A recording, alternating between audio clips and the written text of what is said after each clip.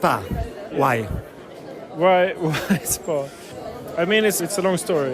Why it ended up being that, but it's a very what can I say about Spa that I have. Why did you do that? I wanted to do something longer with comics because I did a lot of short stuff, but this is way back now because time flies fast, you know. So Spa is already like ancient for me, but I wanted to have like one setting for a story, and I had like a birthday, and I got like a birthday present to go to a spa outside of Stockholm. It's like a Japanese bunker. It's actually a bunker in the archipelago. And I was just there for my birthday. And I'm always looking for weird places, you know, or weird settings. And this was like perfect because it's like a perfect setting to do something. There is sweat, there is no exit. There is actually quite a lot of openness, so also unprotection because you are naked. It's also a lot of like role play, and you have to dress a certain part, and you have to have a uniform, and the staff are dressed in a certain way.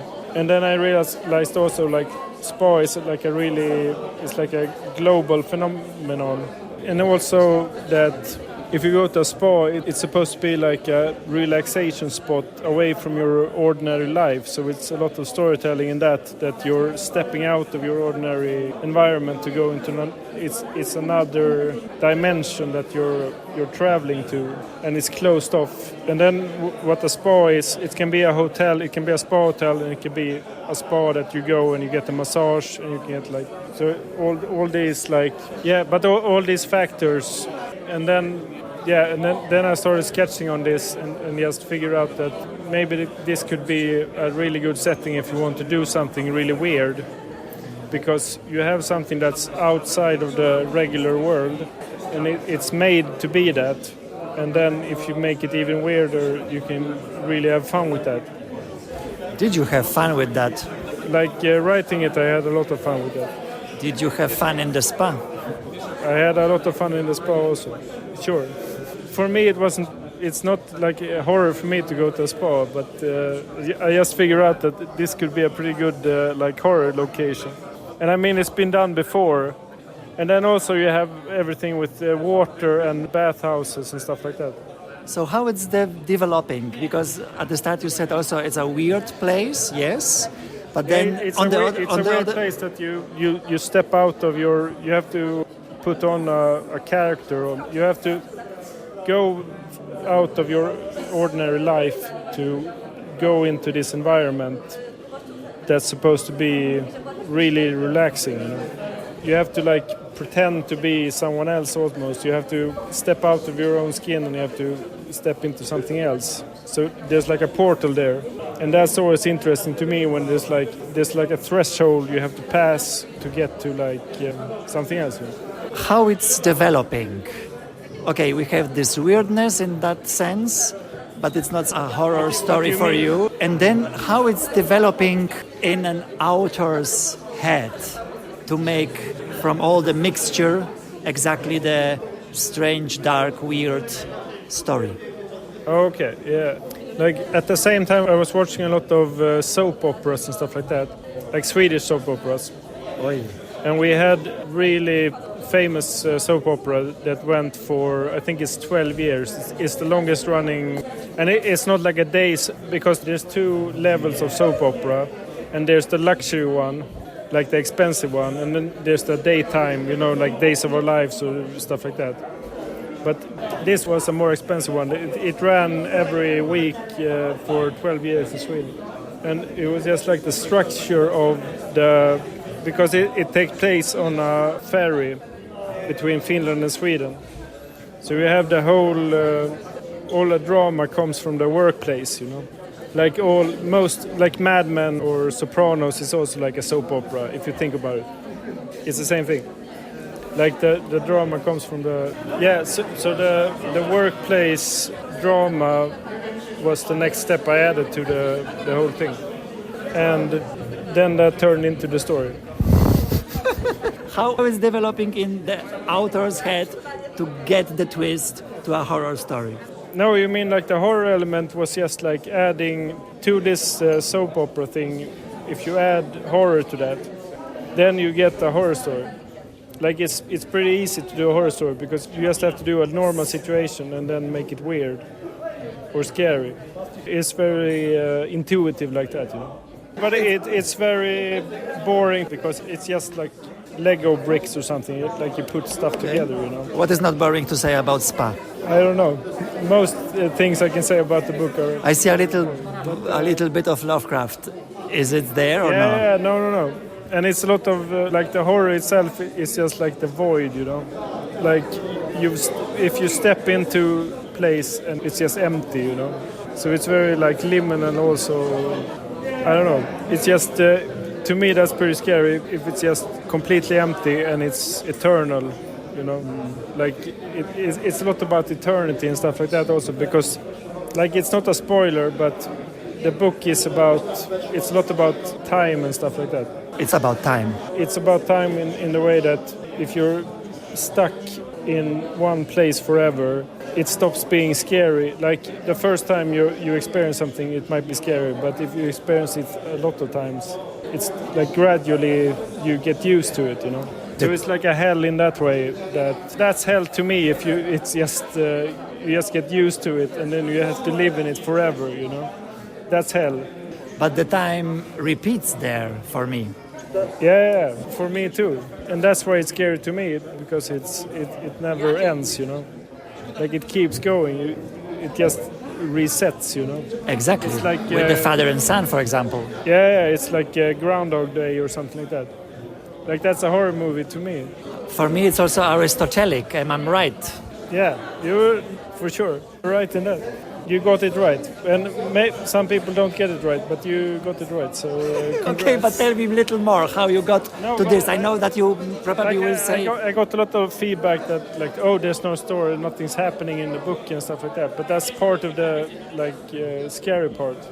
That is like there's not much going on, and you have to like fill in the blanks. Yeah, we have this sentence in Polish pop songs that from the boreness can develop really bad things. And as you say, there's happening nothing. I mean, like not very much action really changing and stuff. Yeah, but also like people die and stuff like that, but they don't really die. They just like transform into something else. So it's very like there's no dramatic moments in the story even. It's just like slow decay of... Oh, it starts for me very Shakespearean even. You have the three witches who are killing and stuff. Sure. I mean, there's points like that. There's like some, what do you call it, like elements of the story that are like pure chaos. But then there's just people who try to get by in the story. And then there's like the hotel itself. And like there's a lot of forces working to just make people miserable. That's the basic like setting, sort of. Like for me, like an author, it's like there were a few. I changed a few things in the story because I felt really bad for some characters. Like I had to make it because it's really depressing, you know. So I had to make it less depressing for them. Tell me more about that. I didn't feel any depression. There were some stories I was going to do in this because I had the setting, and then I started to do like random stories, and then what turned into the book was like the collection of the best of these, like what I was doing with them. But there were a few that were like depressing for real, and I like it didn't really fit because it's kind of kitschy also with like the spa setting. You can't really go too dark with it. You have to like have a balance there, and it's very like I don't know. Exactly, that's my next question. You are smiling like this few times. Why? What? How should I interpret it? Like it's not. It's not that it's funny like that with the story because it's a tragic story, but it's very much like a farce or something like that. Like it's built around this tension between, because it's also a comedy, you know. So it's a tragedy and it's a comedy. I was laughing about the two. It used to be that was like a tragedy had some comedy also. But the main idea with Spa was that it's the same if you're doing a comedy or you're doing a horror story. It's the same thing, that there's something you get scared of or there's something you laugh at.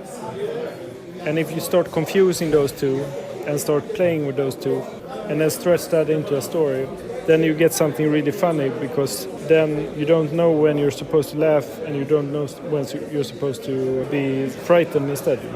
Then it gets weird, because it's like a natural response. If you get scared, you can laugh, and if something is funny, you can laugh. And in a book, that's even more interesting, because usually it's not like that in books. Like, you can't really be jump scared by a book. But that was my intention with Spa. Yeah, in both ways you can really mess with you when you're reading it. That's like the main thing, Like you don't really know what's coming the next page, And in both ways you can got to the catharsis, right? Yeah. Laughing and got scared a lot. Yeah, there's like a punchline or there's like a scare, and it's the same kind of it's the same dynamic, if you call it that. Maybe. Okay, what's the next? Short or long? The next book is as long as Spa, and it's I'm working on it now, and I want to finish it pretty soon. But it's not the same setting, so you have to change a few things. But it's very inspired by 90s. It's very crime thriller and corporate business setting, So it's a lot of people in suits and stuff, and they're running around. It's kind of, Italian horror movies like Giallo, like that kind of really sloppy, not sloppy, but it's really stylish, but the plot isn't there. It's like a Giallo movie, but in comic form, and it's set in 80s corporate Sweden. That's my next book. You are closer to the Academy as I am, for sure. Yeah. When a comic can win the Nobel Prize in literature? I don't know if anything is going to be around in the future, if there's going to be comics in the future or Nobel Prizes, so I can't really answer that question.